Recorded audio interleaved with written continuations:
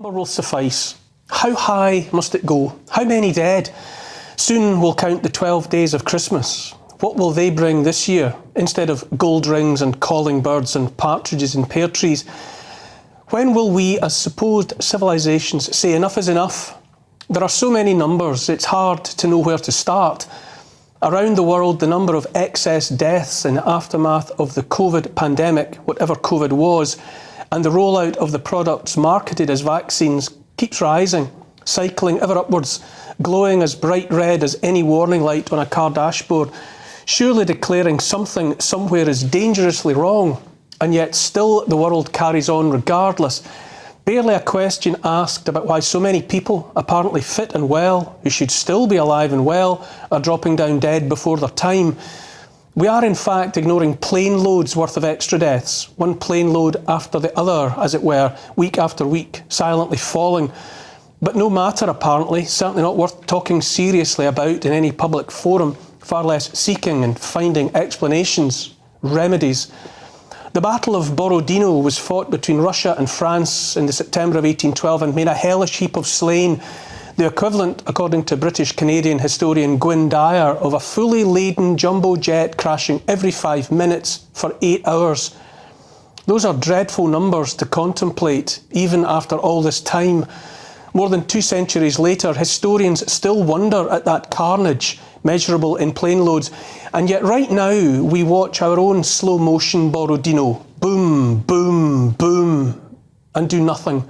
A plane load worth of extra death, week in and week out, in each of many countries all over the world, over and over, month after month, year after year.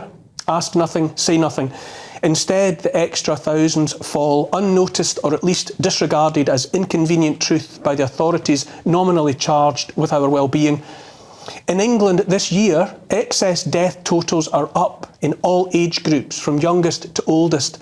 Bigger numbers of heart failures, bigger numbers of deaths from other heart disease, bigger numbers of strokes, bigger numbers of deaths from circulatory diseases, bigger numbers of deaths from kidney disease.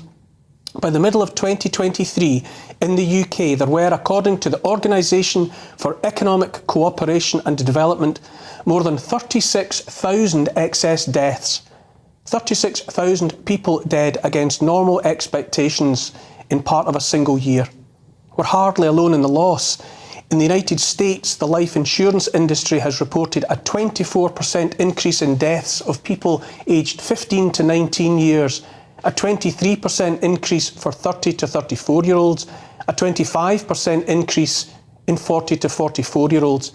By the 30th week of this year, there were more than 147,000 excess deaths recorded in America.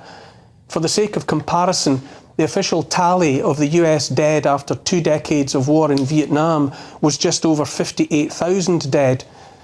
Like here, the grim tally of excess deaths in the US involves bigger numbers of heart attacks in all age groups, bigger numbers for diabetes, bigger numbers for kidney disease deaths, bigger numbers for liver disease deaths. Like here, ask why, and the question falls on mostly deaf ears. The Society of Actuaries in the US, people in an industry where death costs money and reduces profits so that its professionals tend to know that of which they speak, predicts the numbers of excess deaths will continue to rise in the States in the years ahead. And so it goes on. Excess deaths up this year in Australia by more than 20% so far, up in Canada, up in Ireland, up in Netherlands, up in New Zealand. Are these numbers, these bald statistics in front of our faces, being reported worriedly or angrily by mainstream news? Are our politicians gathering hurriedly and en masse to ask questions and seek answers? Is the science under pressure to explain what's happening and thereby turn back the deadly tide? Like me, you know the answer to those questions is a resounding no. When a few brave souls do force the issue into the chamber of the House of Commons, the vast majority of our elected representatives stays away in droves. And so I ask again, how many dead will be enough? Which number? Look away from the mainstream media and towards independent sources of information, independent media, and there are more big numbers to be found and contemplated. Always, it's harder to find those numbers. Almost impossible, in fact, because they are deliberately overshadowed by others generated for bought and paid for stories in those medical journals and other publications that were once esteemed but now stand exposed as offering their reputations and credibility for sale to the highest bidder. Trusts. What are they? Why are they used, and why do people use them? Highest bidder. A scientific paper published in Lancet last year claimed the rollout of the products marketed as vaccines against COVID saved tens of millions of lives. It was the work of a research group headed by Azra Ghani of Imperial College London and funded by, among others, the Bill and Melinda Gates Foundation and Gavi, the Global Alliance for Vaccines Initiative, also funded by Gates. Just to be clear, largely funded by bodies standing to make money from the sale of a vaccine products. Azra Ghani has been a consultant for the World Health Organization and GlaxoSmithKline and was in favour of locking down and in favour of jabbing with those products throughout the pandemic. The claim of tens of millions of lives saved was based not on real-world data, but on mathematical modelling. In a critique for the Brownstone Institute, the paper was dismissed as, quote, no more than an opinion piece, as all work based on mathematical modelling must be. And yet its declaration about millions of lives saved went around the world and back again, eagerly quoted by countless politicians, physicians and mainstream media. Other websites carrying the findings of other mathematical modelling and statistical analysis by credible and esteemed scientists that find nothing less than the absolute contrary to the Ghani paper, that calculate numbers of deaths after the rollout of equivalent magnitude equal and opposite to those claims of lives saved. Why trust one set of figures from mathematical modelling or statistical analysis broadcast and repeated to this day, while simultaneously ignoring and refusing to discuss others drawing alternative, indeed diametrically opposed conclusions? Why isn't all of this freely, openly and honestly discussed without prejudice by those notionally committed to saving lives? As I understand it, that's a big part of how science is supposed to be done. Big pharma giant Pfizer is being sued now by the state of Texas on behalf of more than 30 million people on the grounds that the company misrepresented its product. Pfizer claimed an effectiveness for its product of 95% or above. The Texas state prosecutor alleges an effectiveness of less than 1%. More numbers. Which to believe? In any event, is the action in Texas providing a big enough number? 30 million people. The AstraZeneca vaccine product is apparently defective, labelled thusly after being injected into hundreds of millions of arms, the arms of babies and pregnant women and the rest.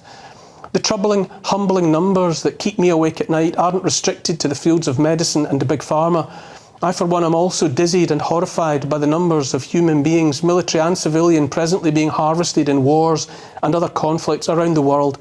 32 wars and conflicts, according to the Council on Foreign Relations Global Conflict Tracker, at this time of the year when, by tradition, we talk to each other about wishing peace and goodwill to all men. In Ukraine, 500,000 men, boys and women, Ukrainian and Russian both, are dead in an ongoing war that might have been ended months ago, not long after it began, in fact, if it hadn't been deliberately prolonged until billions of dollars, pounds and euros were pumped through that wounded, hemorrhaging heart, and thanks to their enablers in Washington, straight into the bank accounts of Raytheon, Boeing, Lockheed Martin and the rest of the arms manufacturers grown fat on the trillions of unaudited dollars that flow through the Pentagon every year. Millions, billions, trillions. How many more unimaginable numbers must we read or hear before we say collectively that enough is enough? How high must we count until the sickening shame of all the death sees someone somewhere sated and satisfied? How much bigger? How much higher? Mathematicians have a name for a number with 100 zeros or more. It's called a screech. Is that what it will take? A screech for all the dead and dying? How many more people must die in Gaza and the West Bank before the screech is heard and listened to? How many dead babies? How many dead babies is enough dead babies? How many more babies and toddlers and children and men and women, young and old, in the so-called Holy Land will be enough? Not enough so far, apparently, since the bombs still fall and the bullets still fly. I've said before, and I'll say again, that if you're feeling utterly overwhelmed, hopeless and helpless in the face of all that's happening around us, drowning among much else in numbers beyond comprehension, then that's because the intention of those above us in the food chain is that you should feel that way. The more you feel that way for long enough, then, the thinking goes, the more likely it is you'll be receptive to whatever solutions you're offered, whichever remedies. When I was a little boy, every Christmas morning, my mum would play a song on the record player. It was When a Child is Born by Johnny Mathis. The lyrics are ingrained in me after all these years. A silent wish sails the seven seas, the winds of change whisper in the trees, and the walls of doubt crumble, tossed and torn. This comes to pass when a child is born. Sentimental? No doubt, but I like the thought of the winds of change. I also love the thought of children being born, the manifestation of all the hope in the world. Here's the thing, the numbers are so big now, the stakes are so high in the face of so much suffering, it all must crumble, and soon, when it does, when the reality lands at our feet, we'll have a choice, either to blindly stumble towards a dark place or to stop and take a stand against those who seek to take from the world and not to give.